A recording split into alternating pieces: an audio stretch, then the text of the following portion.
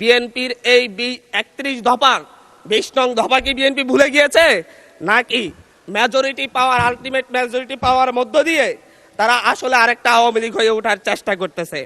আজকে কয়েকটা বিল উপস্থাপন করা হয়েছে, যার মাধ্যমে মূলত স্থানীয় সরকার বা স্থানীয় প্রশাসন ব্যবস্থা যা রয়েছে তার পিঠে ছুরিকাঘাত করা হচ্ছে, যেটা বিএনপির কোনো ইশতেহারে ছিল না। আমাদের ট্রেজারি বেঞ্চে যারা আছেন তাদের কোনো ইশতেহারে ছিল না। আমাদের বিএনপি দলীয় যেই ইশতেহার ছিল 31 দফা, 31 দফার 20 নং দফাই ছিল যে হচ্ছে মৃত্যু কিংবা কোনো দণ্ডে দণ্ডিত হওয়ার আগ পর্যন্ত কোনো সিটি কর্পোরেশন, পৌরসভা কিংবা স্থানীয় সরকারের কাউকে অপসারণ করা হবে না। আমি বলছি বিএনপির এই 31 দফার 20 নং দফা কি বিএনপি ভুলে গিয়েছে, নাকি মেজরিটি পাওয়ার আলটিমেট মেজরিটি পাওয়ার মধ্য দিয়ে তারা আসলে আরেকটা আওয়ামী লীগ হয়ে ওঠার চেষ্টা করতেছে? মাননীয় স্পিকার, এই বিলে বলা হয়েছে বিশেষ পরিস্থিতিতে বা জনগণের আশাকাঙ্ক্ষা বিশেষ পরিস্থিতি কিংবা 32 কয়ে বলা হয়েছে বিশেষ পরিস্থিতি অত্যাবশ্যক বিবেচনা করিলে বা জনস্বার্থে যে কোনো বা সকল পৌরসভার মেয়র বা কাউন্সিলরগণকে অপসারণ করিতে পারিবে। এই জায়গায় আমি বলতে চাচ্ছি মাননীয় স্পিকার, বিশেষ পরিস্থিতি বলতে কোনটি? আমাদের যে অধ্যাদেশ জারি করা হয়েছে সেই অধ্যাদেশ মূলত প্যাসিবাদের বিরুদ্ধে যখন বাংলাদেশে একটি সফল গণঅভ্যুত্থান হয়েছে, সেই গণঅভ্যুত্থানের মধ্য দিয়ে যখন যারা ভোট চুরি করে স্থানীয় সরকারের বিভিন্ন প্রশাসনের শেয়ার দখল করে রেখেছে তাদেরকে অপসারণ করার জন্য এই আইনটি, এই অধ্যাদেশটি জারি করা হয়েছিল। বিএনপি কি বর্তমান সরকারকে বিশেষ পরিস্থিতিতে বলতে আগামীতে বিএনপি যেই পথে হাঁটছে সেই পথে আরেকটা অভ্যুত্থানের আশঙ্কা করতেছে কিনা, যে আর মধ্য দিয়ে মূলত আবার বিএনপি দলীয় শেয়ার জবরদখলকারী যত যে প্রার্থীরা থাকবে তাদেরকে অপসারণ করার জন্য এই আইন করা হচ্ছে কিনা। আমি জানি না আসলে বিশেষ পরিস্থিতি বলতে কোন বিশেষ পরিস্থিতিকে বোঝানো হচ্ছে এই আইনে। এটা একটি কালো আইন হিসাবে বাংলাদেশের গণতান্ত্রিক ইতিহাসে সবচেয়ে একটি কালো আইন হিসাবে থাকবে। আমি জিজ্ঞাসা করতে চাচ্ছি মাননীয় মন্ত্রীকে, বিশেষ পরিস্থিতি বলতে কি তার দলীয় এজেন্ডা বাস্তবায়ন না করলে তাদেরকে অপসারণ করা হবে, নাকি হচ্ছে দখলদারিত্ব না মানলে অপসারণ করা হবে, নাকি অবৈধ সুবিধা না দিলে অপসারণ করা হবে? এটা কোন সময়ে কোন বিশেষ পরিস্থিতিতে অপসারণ করা হবে তার সুনির্দিষ্ট কোনো ব্যাখ্যা নেই। এর মধ্য দিয়ে মূলত স্থানীয় নির্বাচন এবং গণতন্ত্রের ফিটে ছুরিকাঘাত করা হচ্ছে। মাননীয় স্পিকার, এখানে বলা হচ্ছে উপযুক্ত ব্যক্তি যদি বিশেষ পরিস্থিতিতে সরকার এই ক্ষেত্রে নিয়োগও করতে পারবে। এ আইনের অন্যান্য বিধান কিংবা আপাতত বলবৎ অন্য কোনো আইন যাহা কিছুই থাকুক না কেন, সরকার বিশেষ পরিস্থিতিতে অত্যাবশ্যক বিবেচনা করিলে জনস্বার্থে কোনো পৌরসভা উহার কার্যাবলী সম্পাদনের উদ্দেশ্যে একজন উপযুক্ত ব্যক্তি বা প্রজাতন্ত্রের কর্মে নিযুক্ত উপযুক্ত কর্মকর্তাকে পরবর্তী আদেশ না দেওয়া পর্যন্ত প্রশাসক নিয়োগ করিতে পারিবে। উপযুক্ত ব্যক্তি বলতে কি হচ্ছে দলীয় কোনো নেতা কিংবা লাঠিয়াল হবে, নাকি হচ্ছে কোনো মন্ত্রী এমপির সন্তান হলেই হবে? এটা উপযুক্ত ব্যক্তি বলতে কাকে বোঝানো হচ্ছে তা কিন্তু আমরা বুঝতে পারছি না মাননীয় স্পিকার।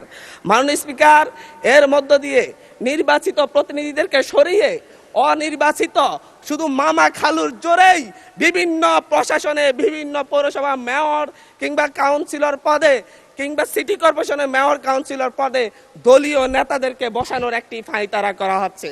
মাননীয় স্পিকার, আমরা কোনো কথা বলতে গেলেই আমরা দেখি যে হচ্ছে বিভিন্ন সময় যখন হচ্ছে আওয়ামী সংসদ ছিল, পেশিবাদের সংসদ ছিল, তখন স্বজন হারানোর বেদনা উঠে আসতো মাননীয় স্পিকার।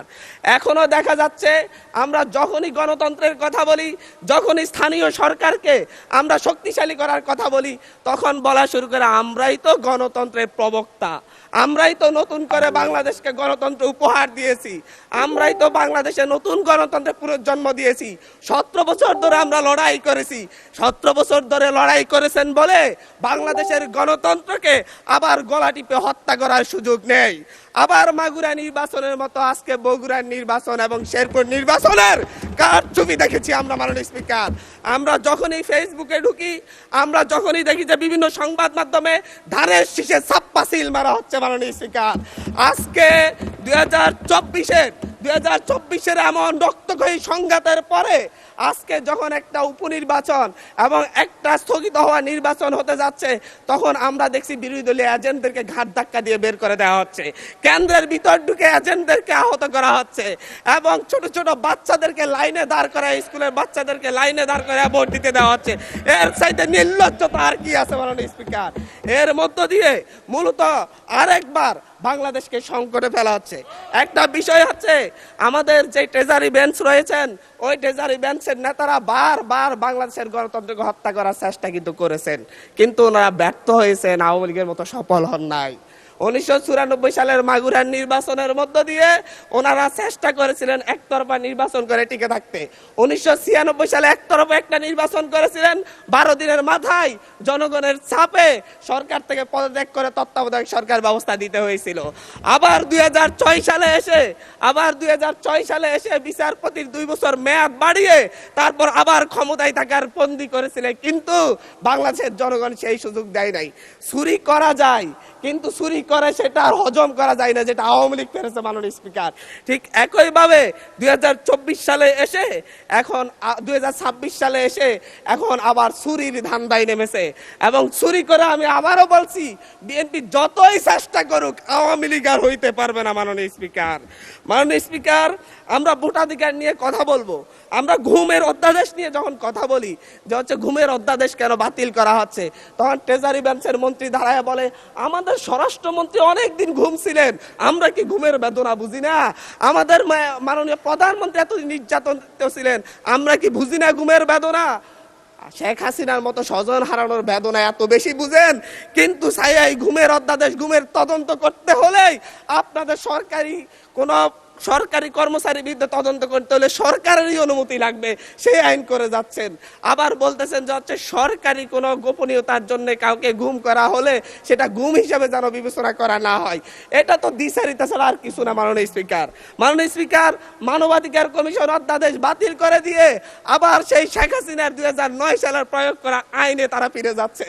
শেখ হাসিনা খারাপ, আওয়ামী লীগ খারাপ, সবকিছুই খারাপ, কিন্তু আওয়ামী লীগ ক্ষমতায় থাকার জন্য আওয়ামী লীগের যত বিধান আছে, নিয়ম নীতি আছে, সবগুলাই আজকে কি ভালো হয়ে যাচ্ছে মাননীয় স্পিকার। কিন্তু অভ্যুত্থান পরবর্তী যে মানবাধিকার অধ্যাদেশ, যেটাকে সকলেই গ্রহণ করেছে, সেই অধ্যাদেশকে তারা বাতিল করে ফায়ে ছুঁড়ে ফেলে দিয়ে মূলত জাতির সাথে প্রতারণা করছে মাননীয় স্পিকার। মাননীয় স্পিকার, এই জায়গায় আজকে সুপ্রিম কোর্ট সচিবালয় অধ্যাদেশ বাতিল করে দিয়েছে। আমাদের মাননীয় প্রধানমন্ত্রী তারেক রহমান সাহেবের ওনার একটা ফেসবুক পোস্টেই উনি উল্লেখ করেছেন সুপ্রিম কোর্টের জন্য আলাদা সচিবালয় করা হবে এবং সুপ্রিম কোর্টকে বিচারালয়কে স্বাধীনতা দেওয়া হবে। আজকে আইসা বলতেছে সুপ্রিম কোর্ট সচিবালয়ের কোনো দরকারই নেই, কোনো প্রয়োজনীয়তা নাই। এখন যদি বলি যে হচ্ছে আমরা বিচার বিভাগের স্বাধীনতা চাই, 28 জন বিচারককে শোকজ করা হয়েছে তাদের অভ্যন্তরীণ মেসেঞ্জার গ্রুপে শুধু আলাপ আলোচনা করার কারণে। বলি যদি আমরা বিচার বিভাগের স্বাধীনতা চাই, তাহলে আমাদেরকে বলবে মেজর শহীদ প্রেসিডেন্ট জিয়াউর রহমানই তো বিচার বিভাগকে স্বাধীনতা দিয়ে গিয়েছেন। আমরা তো এই বিচার বিভাগের স্বাধীনতার জন্য এতদিনের লড়াই, আজকে আসা টুটি চেপে ধরা হচ্ছে বিচার বিভাগের। মাননীয় স্পিকার, মাননীয় স্পিকার, আমি আবারও সেই স্থানীয় সরকার যে আইনটি, সিটি কর্পোরেশন যে আইনে ফিরে যাচ্ছে, আমি সেই কথাই বলতে চাচ্ছি। আমরা 2012-13 সালে আওয়ামী লীগ যখন হচ্ছে সিটি কর্পোরেশন নির্বাচন দিয়েছিল, সেই নির্বাচনে 5টি নির্বাচনে বিএনপি দলীয় বা হচ্ছে 20 দলীয় জোটের প্রার্থীরা বিজয় হয়েছিল। বিএনপি আওয়ামী লীগ কারচুপি করতে পারে নাই, কিন্তু পরবর্তীতে সেই নির্বাচিত মেয়রদেরকে অপসারণ করে আওয়ামী লীগ তাদের দলীয় এবং হচ্ছে বিভিন্ন প্রশাসক বসিয়েছিল। মাননীয় স্পিকার, দীর্ঘদিন ধরে ট্রেজারি বেঞ্চের মেয়র আরিফ, তৎকালীন সিলেটের মেয়র ছিলেন আমাদের বর্তমান এমপি সিলেটের আরিফ ভাই, ছিলেন হচ্ছে আব্দুল মান্নান, প্রফেসর আব্দুল মান্নান সাহেব, প্রত্যেককে তাদেরকে গাজীপুরে ছিলেন, তাদের প্রত্যেককেই তাদের চেয়ারে বসতে দেওয়া হয় নাই। একই ধরনের পথে আওয়ামী লীগের সেই দেখানো পথে বিএনপি হাঁটার জন্য এই আইনটাকে করা হচ্ছে। মাননীয় স্পিকার, অন্তর্বর্তীকালীন সরকার যে অধ্যাদেশটি জারি করেছিল সে অধ্যাদেশটি মূলত বিশেষ পরিস্থিতির কথা জন্য জারি করা হয়েছিল, অভ্যুত্থান পরবর্তী পরিস্থিতির জন্য জারি করা হয়েছিল। কিন্তু বর্তমানে এই বিশেষ পরিস্থিতির কি প্রয়োজন, কেন এইটাকে আবার আইনে রূপান্তর করে মূলত স্থানীয় সরকারকে শক্তিশালী করার বিপরীতে দুর্বল করে তার পিঠে একটা, তার গলায় একটা ছুরি ধরে রাখার কি প্রয়োজনীয়তা পড়লো, এর জবাবটা অবশ্যই আমরা চাইব মাননীয় স্পিকার। এবং বিশেষ পরিস্থিতি বলতে কি বোঝানো হয়েছে, বিশেষ ব্যক্তি, উপযুক্ত ব্যক্তি বলতে কি বোঝানো হয়েছে, এর ব্যাখ্যা ছাড়া এই আইন পাশ করা হলে এর মধ্য দিয়ে স্থানীয় গণতন্ত্রকে আবার গলা টিপে হত্যা করা হয়েছে বলে আমরা ধরে নিব মাননীয় স্পিকার। ধন্যবাদ মাননীয় স্পিকার।